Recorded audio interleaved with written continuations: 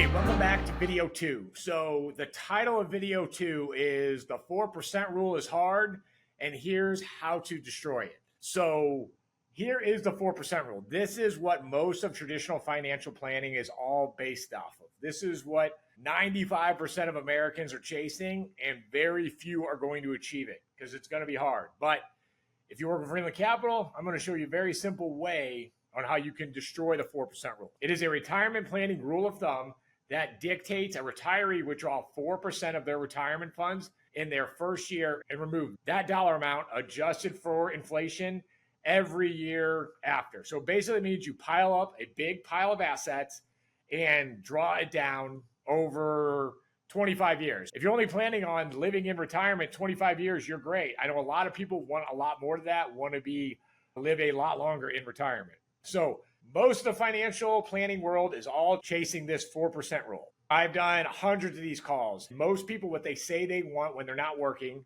is they want to make 10K a month in retirement. 80% of Americans, that's the goal. And like I said, 80% are not going to achieve this. So when people say they want to put $10,000 in their pocket, what a lot of them are not remembering is most retirement plans are tax deferred. They're not tax free. So they're forgetting about taxes. So if they want $10,000 in their pocket, most retirement plans are tax deferred. So it means they're going to still be paying taxes. So to make 10,000 means they actually probably need to make around 15. A great resource, a great book of this is called 401 Chaos. When I realized that most retirement plans were tax deferred, not tax free, I'm like, wait a minute, I'm going to be wealthier when I'm older and about to retire. So I'm going to probably pay more in taxes.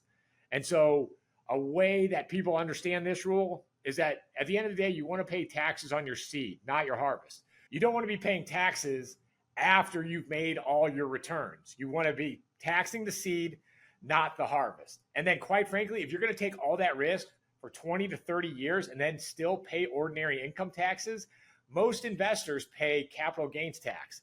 But where they get you on these tax deferred plans is that you take all the risk on the investment, and at the end of the day, you're getting taxed at ordinary income rates just like you're working. Once I read 401 Chaos, understood that, I'm like, I'm out on tax deferred plans. So back to the $10,000 a month. So if you're at $10,000 a month and you're at a 35% tax bracket, which that's a minimum tax bracket for the highly successful people that are in this program, that means you actually need to be making $15,384 per month. So 15,000 times 12 means you actually need to be taking from your big pile of assets, you need to be taking $184,000 a year, paying in taxes, so you can get $10,000 a month. Now, according to the 4% rule, you take what do you need to make per year, times it by 25. So that is the target most Americans are chasing. So just to reiterate, to make $10,000 in retirement a month, that means you have to pile up $4.6 million in assets. So for the rest of this course, that is the new target. How do we crush the 4% rule? So this new target, $4.6 million, there's no doubt about it. It's a big lift. That's why there is a retirement crisis in this country. That's why most people do not believe they're going to be able to hit that $10,000 a month target. I'm going to show you not only meet that target, but destroy it. So at a 5% earnings rate, this is where it gets really tough. At a 5% earnings rate in traditional retirement plans, that's going to require that you save $63,000 a year. Most Americans I know are not saving or investing 60 grand a year. And at the end of the day, it's just this 4% rule. It's not easy. It's almost mission impossible. This is why most people are massively insecure as to what they're going to live off in retirement or that they're going to work forever. So the problem with traditional financial planning, and I know this is a real estate course, but this is also a course about how to responsibly use leverage. The thing that is missing in traditional retirement plans is leverage. So I'm a simple real estate guy. If I wanted $10,000 a month, I would just use a brute force strategy. I would just buy 10 rentals and pay them off. And then it would just come to a simple, when do I want to be done? Do I want to pay them off in 10 years, 20 years, 30 years? What I teach, what I actually use is a 4-pillar strategy. I want to win every way that I can win in real estate. So I want to maximize the returns that I can make in appreciation, tax advantages, the ability to use leverage, and cash flow. And so what I've called this is the maximize 4-pillar strategy. So The brute force thing would be to buy 10 houses, maybe buy 20 houses, sell 10 and pay 10 off. So just have 10 paid off. It's very simple that you would easily have $10,000 a month in retirement. But I think that's quite limiting because you're not maximizing all 4 pillars. So here is how you go through the 4 pillar strategy. Your step 1, what's your new target? We just talked about it's $4.6 million. Next is how many loans, how many 30-year fixed loans, and there's going to be another video in the course talking up and explaining why this 30-year fixed mortgage is so important and so vital and so key. So if you're single, you can get 10. And then once you get past these loans, there'll be another video in the course, you get what you call DSCR loans. But if you're married, you can get 20 of these loans. So I'm going to get 20 loans. What does that mean? 4.6 million divided by 20 means I need 20 houses worth $230,000. If I were to try to hit the 4% rule target this year, that means at a 20% down payment to get 20 houses worth $230K, I need around $900K of my own money. So remember, traditional financial planning is 30 years, $60K a year, 1.8 of your own money. This brute force strategy, buying 20 houses in a year, $30,000 houses in a year, that means I just cut what I would have to contribute in half. Now, still not an easy thing to do. I've never seen anybody do it. I bought 60 houses in a year, but I was full-time. I was going nuts, but I have not seen a passive investor do it. The most I've seen is 15. Actually, I've seen one guy do it, 20, but generally really pushing it is 10. Not a big deal though. So it's another big lift, but not a big deal. That's why this is a strategy. So what if you're willing to wait 10 years to crush the 4% rule? That means you're still doing it in a third of the time it's going to take everybody else. And then depending on your strategy, at most, you're going to need about a third of the capital. So buying 20 houses in a year, check out these numbers. So the reason, the magic, how this works is, let's say you don't have $900K to buy 20 houses this year. What about letting inflation, letting appreciation do its job? If you're going to wait 10 years, what does the house need to be worth today? I have these numbers for you. What the house needs to be worth today, assuming 5% appreciation, is $140K. So let's take a look at what this $140,000 asset is going to do for you in 10 years. And this is just one house. So it's going to appreciate from $140K. And these are safe assumptions. This is 5% appreciation. I got a couple other slides that's going to show, are these assumptions safe? So this house is going to go from $140K to $230. That's $90K in appreciation. The rent per month is going to go to $1,350 to almost $2,100. The tenant is going to pay the house down $22,000. You're going to get $111,000 equity gain. You're going to save another $15K in taxes at a minimum if you don't do cost segs and you don't become a real estate professional. Your cash flow that year is going to be $8,454. So your 4-pillar return is $134K. For a $140,000 house, 20% down payments, around $30K. So for a $30,000 investment and letting it mature over 10 years, you're going to make $134K. That's a 450% return. That's an IRR of 45%. Now, remember, this would be not buying $230,000 houses, 20 of those this year. It would be buying $140,000 houses this year. All it would take you to hit retirement is $600K.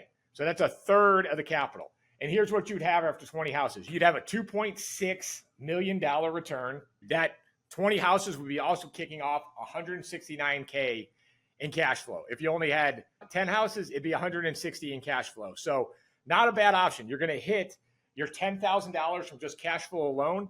And you could do a strategy called equity milling. You could be taking lines of credit to be taking your $20,000. I actually had a client I was working with yesterday. I'm like, look, you could be making $160 in cash flow, and then you would have equity to pull off lines of credit of another $160. So you could be doing close to $30K in retirement with this strategy. So to destroy the 4% rule, you would get 20 houses worth $230K in 10 years. You buy 20 houses today worth $140. That's $29,000 for your down payments. That's $600,000, give or take, for down payments. Now, what I did to use these assumptions is I used a 4.99% interest rate and a 5% annual appreciation. And you're like, Jimmy, where can you get 4.99? In my program, I'm not always getting people 4.99, but I'm always getting them 2% below the market rate. So the last rate block we did, as of spring of 2024, my buyers did get 4.99. So are these safe assumptions? So will real estate appreciate 5% a year? So will real estate ever even go down? As you can see, in times of economic turbulence, like the late 70s, it didn't do well in '08. We remember that. But at the tech crash, late 70s hyperinflation, during World War II, real estate always did well. Generally, people flood to hard assets in times of crises. So then I took those numbers. Are these safe assumptions? How much can you expect real estate to appreciate per year?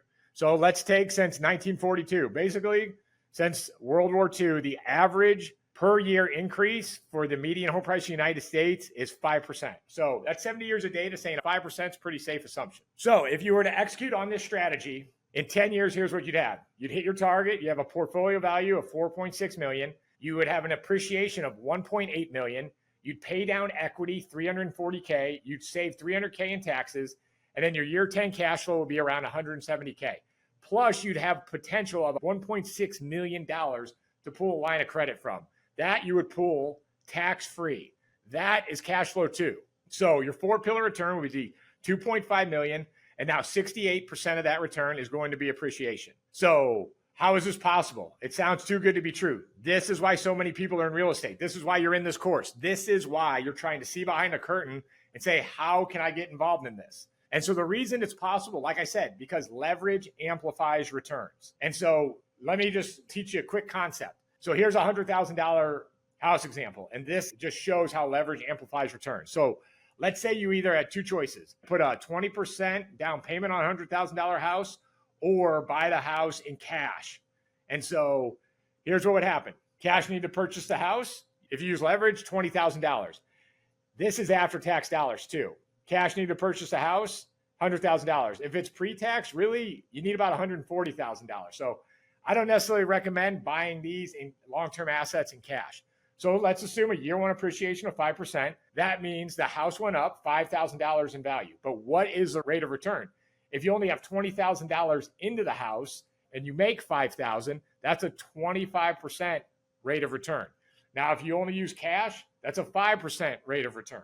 Leverage amplifies returns. You have to remember that. The reason it's possible to destroy the 4% rule is because traditional financial planning has you using your own money, and it's all tax deferred. This is all mostly tax free, and it's using other people's money. And I've been in real estate for a long time. I'm just like, look, the SPX averages a 10% return. Like, why isn't everybody just doing this? Why does real estate attract so many people? And because it goes back to this slide. If the S&P goes up with your own money, only 10%, but real estate goes up 5%, but it's using other people's money, just like this example. A 5% return in real estate, if you're using leverage, is really a 25% return for you, your cash on cash return. In real estate, a 5% return means a 25% return to the leverage buyer. In the stock market, a 10% return only means a 10% return.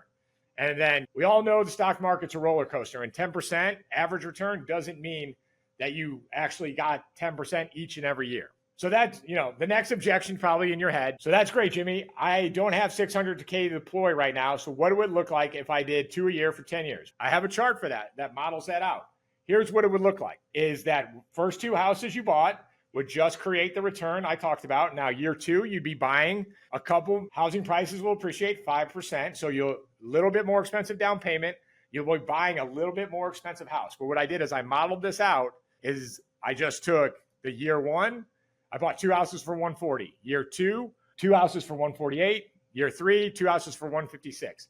And then I tallied all these up, returns, based on 2 houses for 10 years. So here is the cumulative return that you'll receive. And like I said, as part of your course materials, you'll have these spreadsheets. So if you use this strategy to destroy the 4% rule, you'd buy 2 houses a year for 10 years. You'd still end up, the way I modeled this out, 20 houses worth $230K.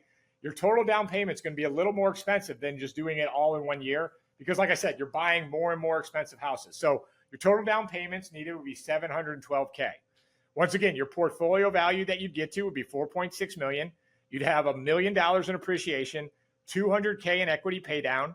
And because you got to remember, the houses in years 8, 9, and 10 don't have enough time to really mature and appreciate, and for the tenant to pay the mortgage down. You'd save $200K in taxes.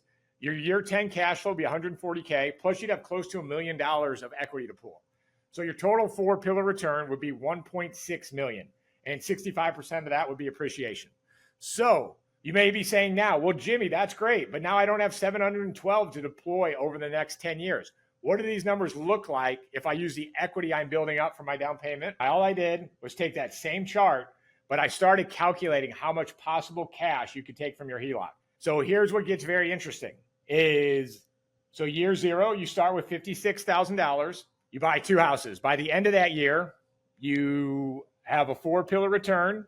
You have 2 houses, a portfolio value close to $300,000, $14K in appreciation, $26K for a 4-pillar return. The 4-pillar return is $26K in year 1, 30% return year 1, not bad, but you only have $13K to pull from a HELOC. So year 2, another 60K. Your 4-pillar return, $77K. Your equity gains $45. So you have $30K of equity to pull a line of credit off of. And then still not much. Now, year 3, things start to get interesting. You put another $60K in. You have a $90,000 equity gain. You can pull $70,000. So according to this model, the next 2 houses, you pull a line of credit, use that cash for your down payment. So hopefully you guys are seeing the pattern. Down payment, appreciation, and then eventually you get enough appreciation that you can take a line of credit and use that for down payments. And so then things start to get very interesting. In year 4, you're now up to 8 units. You got 160 in appreciation. Your 4-pillar return is 250. From your HELOC, you can pull another additional 60K. So probably not enough for another 2 down payments. But after that, you're done using your own cash. Year 5, you now have 127 from your HELOCs, a total 4-pillar return of 390. And then you just keep repeating the pattern. Except it gets very fun. Year 8, you got enough equity and lines of credit to actually purchase 4 that year. And then year 6 and 7, you can purchase 3. So the basic strategy, there's the numbers. I'm not going to bore you by going through each and every number on the video, but buy 2 houses a year for the first 3 years. Eventually, you have enough equity lined up that you can take a line of credit in year 4 for your 7th and 8th houses. Now your 9th and 10th houses, back to your cash. But after that, you're done. You're just using the bank's money at that point. Now, I don't know if it's a recommended strategy. I think this is a mix and match of all of this. And then follow on in the course, because I'm going to show you creative deals where your $600K to do in 1 year goes down to $300. This is like absolute worst case scenario. So this is the slowest, most brain damaging way to do this. So to destroy the 4% rule, you buy 2 houses a year for 10 years. For 20 houses, you get 20 houses worth $230K. The total down payments needed is $712K, just like the last example. But with equity milling, stripping equity out of the houses, you can do it with $247,000. So imagine everybody else in America has to take $1.8 million to retire or to get that $4.6 million in assets. You can do it with $247K. And this is the slowest way to do it. This is without doing creative deals. So by 2034, in 10 years, you'd have a portfolio value of $4.6 million. It would appreciate $1 million. Your equity pay down would be $215K. You'd save close to $200K in taxes. Your year 10 cash flow, I can't calculate that because some of the cash flow is going to get chewed up from the interest on the lines of credit, but you still would have $300K to pull from in the line of credit. So in 10 years, your 4-pillar return was 1.4 million. Title of this video, the 4% rule. What everybody else is trying to do is hard, and most people won't do it. But I just gave you one simple strategy. Really, it's one simple strategy. Buy 20 houses in 10 years. And I just gave you 3 different ways to do it. So join me on the next video. Now that you have an unfair advantage, now that you know how to invest in passive real estate. So I'll see you on the next video.